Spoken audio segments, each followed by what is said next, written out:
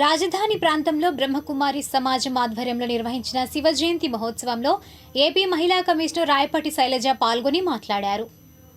బ్రహ్మకుమారి గురించి విన్నాను కానీ ఈ రోజు ఈ షార్ట్ టైంలో ఇక్కడికి వచ్చింది. It's a new experience. So it's a learning thing నాకు కూడా. సో మేబీ నేను మాట్లాడే మాటలు పదాలు ఏమన్నా కరెక్ట్ గా ఉండకపోవచ్చు, మిమ్మల్ని అడ్రస్ చేయటంలో అది కూడా. So I'm sorry for that.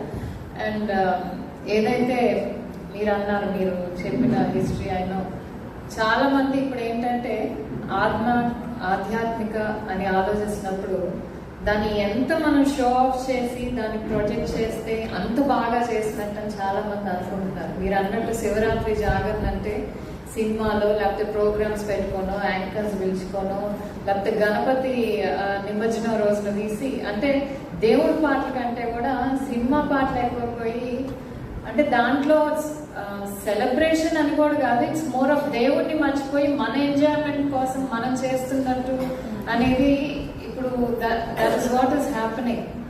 లేకపోతే వరలక్ష్మి వ్రతం ఎంతో శ్రద్ధగా చేస్తుంటాము, ముత్తాయిలు పిలిచి, అక్కడ కూడా ఏంటంటే దాన్ని ప్రొజెక్ట్ చేసే విధానంలో బికాస్ ఆఫ్ సోషల్ మీడియా కానివ్వండి, ఇది కానివ్వండి, దాన్ని ఎలా ప్రొజెక్ట్ చేస్తున్నాం అంటే మాకు ఇంత ఉంది కాబట్టి మేము ఇంత బాగా చేస్తున్నాము, లేకపోతే వచనాల మీద కాన్సన్ట్రేషన్ ఎక్కువ చెప్తే ఆ వ్రతం మీద కాన్సన్ట్రేషన్ అనేది ఉండదు.